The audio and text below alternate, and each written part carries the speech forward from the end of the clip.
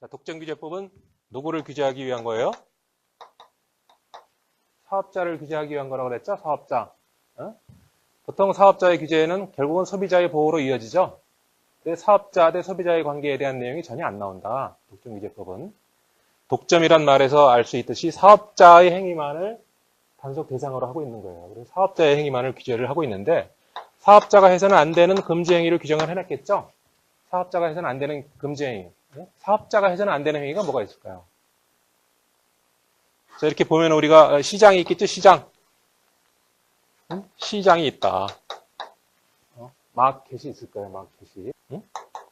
독점 사업자 하나밖에 없는 사업 시장을 독점 시장이라고 하고 두세 개 있는 시장을 과점 시장이라고 합니다. 과점 시장.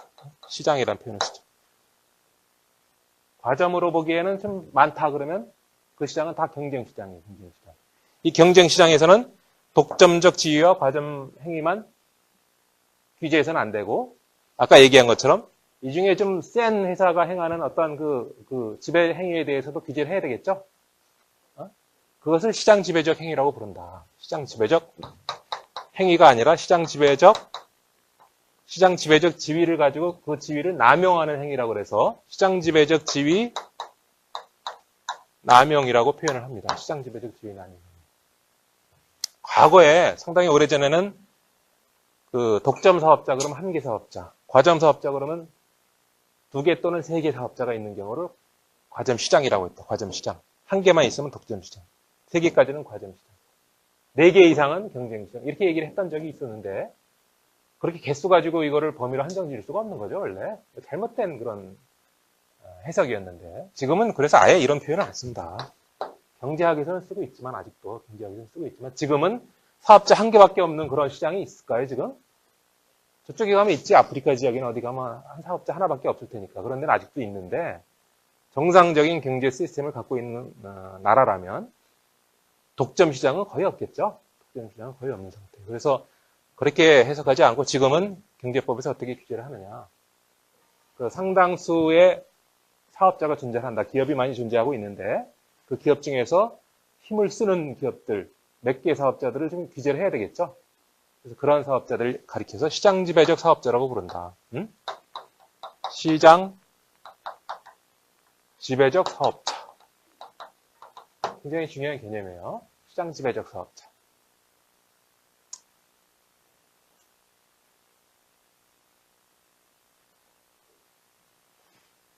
김덕. 우리 독점규제법상 독점 사업자를 규제하고 있습니까? 라고 물어보면 어떻게 대답을 해야 되죠?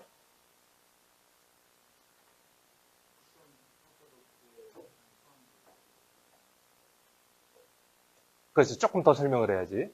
당연히 독점 사업자도 규제 대상이긴 하지만 우리 독점규제법은 그렇게 표현하지 않고 그걸 포함해서 시장 지배적 사업자라는 개념으로 규제를 하고 있습니다. 이렇게 이제 설명을 하면 100점짜리가 되는 거죠. 그죠? 그래서 시장 지배적 사업자라는 개념, 독점 사업자, 독점 시장 이런 표현을 안 쓴다. 우리 경제법에서. 만약에 여러분들이 경제법을 배웠다고 여기저기 가서 저 경제법 배웠는데 이러려면 그런 독점 시장, 과점 시장 이런 거 얘기할 때 경제학상 학문적인 용어를 많이 쓰는 용례이지만 우리 경제법에서는 다 시장 지배적 사업자의 지위 남용으로 다 규제를 한다. 이렇게 표현해주면 역시 전에는 경제법을 공부해서 그런지 다르구만. 이렇게 평가를 듣겠죠. 경제법. 시장 지배적 지위를 남용하는 것이 금지되어야 되겠죠. 두 번째, 지금 그러니까 이 사업자를 규제하는데 사업자 중에서 사업자의 힘이 크면 그 사업자가 아무래도 큰 힘을 이용할 수밖에 없으니까 그 큰 사업자를 규제하고자 하는 것이 공정 경쟁을 확보하는 가장 핵심 요소가 되겠죠. 파워가 큰 회사, 큰 기업, 큰 사업자를 규제하는 것이 가장 규제의 요지가 될 것입니다. 그죠? 요지가 될 것이죠. 원래 큰 회사는 아니지만 뭐 엄청나게 작은 회사는 그런 일이 별로 없지만 어느 정도의 실체를 갖고 있는 회사가 파워를 약간 갖고 있는 회사가 두 회사가 합쳐버리면 그런 업계 제1위 회사로 올라갈 가능성이 있게 되는 것이죠. 그런 행태를 기업 결합이라고 하죠. 기업 결합. 자, 여기 보면은 뭐 A, B, C, D, E, F 뭐 이렇게 많아서 이거 완전한 경쟁 시장이다. 어? 불공정 거래 행위만 이렇게 눈 뜨고 감시하면 된다고 했는데 갑자기 어느 날 A라는 회사와 D라는 회사가 갑자기 가장 우리가 통상적으로 듣는 기업 결합 형태가 뭐죠? 합병, 그래요. 합병이잖아요. 이건 물어보면 좀 크게 얘기를 하세요. M&A, Merger and Acquisition, 그러죠? 합병, 인수인데, 우리는 거꾸로 얘기 항상 인수합병, 그래요. 인수합병. 자관, 두 회사가 합쳐져서 하나의 회사로 완전히 탈구바꿈하는 거. 기존에 존재하는 회사가 완전히 없어져 버리는 형태를 M&A라고 하죠. A라는 회사와 B라는 회사가 합쳐져서 갑이라는 회사로 합병되면 갑이라는 회사밖에 안 남습니다. A라는 회사 없어지고 B라는 회사 없어지는 거예요. 뭐 신한은행과 뭐가 합쳐졌지?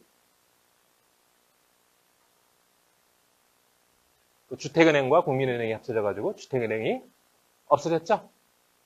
주택은행이라는 은행이 있었던 게 기억이 나나요? 저는 여러분들 굉장히 어리게 봤는데 알고 봤더니 굉장히 안 어려요 보니까 막 03학번도 있는 것 같아. 03학번이면 지금 08학번이 제일 어리죠? 굉장히 나이 차이가 좀 있는 것 같아요. 거의 막 30살 좀 된 학생도 있는 것 같아서 제가 지금 너무 어리게 얘기를 할 수 없어요, 이거는. 그냥 어린 학생이라고 보고 제가 강의를 하는 거니까. 벌써 이 중에는 벌써 애가 벌써 대여섯 살 되고 막 그냥 그런 학생도 있는 것 같아 보니까. 뭐 그냥 감수하기 바랍니다, 그냥. 좌우간,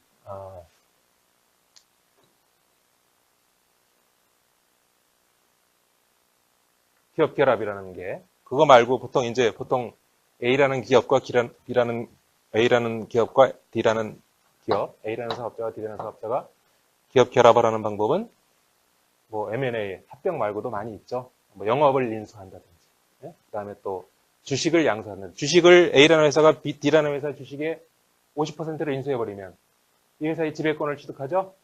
그 회사는 별개의 회사로 그대로 남아있지만 A라는 회사가 D라는 회사가 하는 일을 그대로 그냥 지배할 수가 있죠. 이건 기업 결합으로 본다. 그 다음에 임원을 파견해가지고 A라는 회사가 임원을 파견해서 D 회사의 이사회에 참석을 해가지고 그 뭐 사업 계획이든지 뭐든지 결정권을 행사해버리면 사실상 한 회사죠. 그런 것도 기업 결합으로 봅니다. 이런 각종 기업 결합을 규제한다. 근데 M&A를 못하게 해서는 안 되죠. 그 회사의 어떤 그 시장 경제의 발전을 위해서 M&A를 오히려 권장을 해야 될 때도 있습니다. 예를 들면 D라는 회사가 경영이 좀 부실해가지고 위태위태하다, 부도나기일보 직전이다 그러면 오히려 A라는 회사가 합병을 하게 해가지고 기업 결합을 하게 해서 이렇게 살아나는 전략을 국가에서 오히려 이렇게 권장하는 방법도 있겠죠. 그런 경우를 제외한 나머지 이 기업 결합을 해가지고 이 시장의 공정한 시장 경쟁 체제를 흔든다. 이것을 우리 독점규제법에서는 경쟁을 제한하는 기업 결합이라고 부릅니다. 그것도 그냥 경쟁이 아니라 그냥 눈으로 보이는 경쟁뿐만이 아니라 실질적 경쟁을 제한해야 돼요. 실질적으로. 겉보기에는 경쟁을 제한하는 것 같은데 겉보기에만 그럴 뿐이면 그 제한을 하지 않습니다. 실질적으로 경쟁을 제한해야 돼요. 그래서 여기다 수식어를 붙여요. 실질적 경쟁 제한 기업 결합을 금지하고 있다. 지금 그 파워가 굉장히 큰 파워 있는 사업자를 규제하기 위해서 그러한 시각을 가지고 지금 이 금지 행위를 보고 있는 거예요. 지금 뭐 보고 있어요? 이 관련 시장에서 사업자가 해서는 안 되는 그런 금지 행위에 대해서 지금 보고 있는 거죠. 어떤 것들이 금지되어야 할 것인가 우리가 지금 이 법이 없더라도 우리가 생각해 볼 수 있는 내용을 지금 정리해 보고 있는 거예요. 그 다음에 회사가 A라는 회사가 아까 얘기한 것처럼 합병이나 인수 이런 방식을 취하지 아니하고 그냥 회사 형태를 그대로 내버려 두면서 계속 지배권을 취득하는 경우가 있겠죠. 그럼 그걸 우리가 뭐라고 부릅니까? 그것을 우리가 과거에는 뭐 지배회사, 피지배회사 이런 말도 쓰고 지금은 기업 집단 그렇게 얘기해가지고 기업 집단끼리 서로를 가리켜서 하는 말이 뭐야? 이 회사 우리 무슨 회사야, 그래요? 자회사 그런 거 말고, 서로 자회사라고는 안 그러죠? 서로, 그렇죠. 뭐라고 해요? 계열회사라고 한다, 계열회사. 계열회사. 그러니까 계열회사를 많이 만들어가지고, 굉장히 키우는 수가 있겠죠. 삼성전자가 대규모 기업 집단 순위가 1위인데, 1위. 대규모 기업 집단 전체 매출액 또는 자산 규모를 총 합치면은 200한 4, 50조 된다고 그랬잖아요. 그죠? 우리나라 1년 예산하고 거의 맞먹는 정도로 큰데, 그 회사가 안고 있는 그 계열회사의 숫자가 굉장히 많다. 그런 형태로 이 사업자의 파워를 키우는 경우가 있겠죠. 그런 것들을 적절히 규제를 해야 된다. 그래서 그런 것을 경제력 집중이라고 부른다. 경제력 집중. 경제력이 집중되는 것을 방지한다라는 것이죠. 여기에 가장 표변적인 게 뭐예요? 그렇게 해서 뭐 그런 회사를 따로 떼어내가지고, 야, 너네 그룹끼리는 뭐 하지 마. 이렇게 하려고 그러는 거죠. 서로 출자해가지고 뻥튀기 하지 마. 이걸 제일 감시하는 핵심입니다. A라는 회사가 자본금 50억 원인데, B라는 회사가 자본금 또 50억 원이에요. 그럼 A라는 회사가 뭐 경비 빼고 나머지 한 45억 정도를 B라는 회사에 출자를 할 수가 있겠죠? 출자를 하고 출자받은 돈을 다시 또 B라는 회사가 또 합쳐가지고 또 뭐 90억을 또 출자를 할 수가 있어요. 그죠? 서로 왔다 갔다 하는데 실체는 뭐예요? 실체는 A 50억, B 50억밖에 없잖아요. 실체는. 그런데 왔다 갔다 하면서 여기서 150억이 오면 여기 200억이 돼버리고 여기서 50억이 갚버리면 100억이 돼버리고 막 그렇잖아요. 자본이. 그죠? 그걸 못하게 하는 거예요. 그걸 못하게. 한쪽에서만 출자를 할 수 있고 출자 받은 데를 다시 상호 출자를 할 수 없게 만들어버리는 거죠. 그러면은 그 실체를 좀 우리가 파악할 수 있겠죠. 그것을 상호 출제 제한이라고 하는데 경제력 집중을 위해서 대규모 기업 집단을 통제하는 것 중에 가장 핵심이 바로 상호 출자 제한 기업 집단 제도를 운영하는 것이다. 그렇죠. 그럼 네 번째로 자 전혀 관계가 없어요. 이제 여기까지는 굉장히 이렇게 기업과 기업이 서로 유대 관계를 가지고 또 굉장히 긴밀한 관계를 가지고 지배력을 행사하는 경우죠. 전혀 관계없는 회사가 A라는 회사와 C라는 회사가 전혀 관계가 없어요. 전혀 관계가 없는 회사가 휘발유 회사예요. 휘발유 우리 말해요. 내일 한 다음 주 월요일부터 우리 휘발유 값을 한 200원쯤 올리는 게 어떨까요? 이렇게 하는 걸 뭐라고 그러죠? 담합. 담합이라고 하죠. 담합. 우리말로는 전통적으로 담합이라는 용어를 썼었는데 담합은 일단은 이 법률 용어는 아니에요. 그래서 그것도 이제 만들었죠. 일본 법전을 보고 만든 게 서로 이렇게 합의해가지고 이렇게 부당하게 공동행위로 나가는 거죠. 그래서 그 부당하게 공동행위로 나가는 거 그걸 그냥 풀어서 그대로 그냥 채택을 해버렸어요.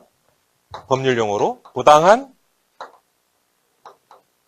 공동행위라고 한다. 부당한 공동행위. 이거 해서는 안 되겠죠. 이건 전혀 별개의 회사끼리 행하는 행위예요. 이것은 우리가 보통 사회적인 용어로 담합이라고도 하고 경제학상의 용어로는 뭐라고 합니까? 이것을 카르텔이라고 합니다. 카르텔이라고 하죠. 카르텔. K로 하면 독일어가 되나? 카르텔. 응? B로 해야 영어인가? 카르텔. 서로 어떤 특정 사안에 대해서 서로 합의해가지고 가격을 올린다든지, 판매 조건을 바꾼다든지 여러 가지 방법이 있겠죠. 가장 경제법에서 눈은 똑바로 뜨고 보는 것은 주로 가격에 관한 문제죠. 가격을 함부로 올린다. 그래서 지금 정유회사가 5개 회사가 있는데 국내에 5개 정유회사가 한날 한시에 휘발유 값을 막 200원, 300원 그렇게까지는 못 올리죠. 과거에 한 5년 전에 100원씩 올렸다가 과징금 500억 원 이렇게 맞은 적이 있습니다. 요즘도 그렇게 올리지 않고 상당히 교묘하게 조금씩 같이 올리고 있죠. 그것이 담합인지 아닌지를 밝혀내기가 굉장히 힘들다. 그래서 이렇게 자진신고 제도를 많이 이용하고 있죠. 이 중에 배신자를 유도해가지고 하나를 너 이름 봐줄게 해가지고 그러면은 어떤 사업을 공동행위 카르텔 하다가 좀 부당한 대우를 받은 회사 하나가 배신을 해버리면 그 회사 덕분에 적발할 수가 있는 것이죠. 이것을 리니언시 제도라고 합니다. 리니언시 제도, 자진신고 제도. 그건 조금 이렇게 그 부당한 행위, 범죄 행위를 적발하기 위해서 행하는 거는 그건 합법적인 일이에요. 오히려 옳은 적발 수단일 수도 있어요. 그렇게 배신을 유도해가지고 하는 거 이거 좀 안 좋지 않습니까? 하는데 범죄를 단속하기 위해서 행하는 정당한 목적이 있기 때문에 괜찮다는 것이죠. 그 다음에 마지막으로 자 이런 것도 저런 것도 아니고 그냥 각 사업자가 저 옆에 사업자가 잘 팔리네. 같은 제품을 생산하고 있는 우리 회사도 저 회사보다 좀 잘 팔리게 하는 방법이 없을까? 그냥 내일부터 50% 할인해 버립시다. 사장님. 50% 할인을 해버려 그냥 막 옆에 가격보다 말도 안 되게 그냥 가격이 인하를 해버려요.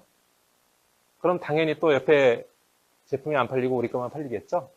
이런 거를 비롯해가지고 굉장히 다양한 상당히 많은 유형의 각종 불공정 거래 행위가 있을 수 있다는 것이죠. 그것을 불공정 거래라고 부릅니다. 불공정 거래.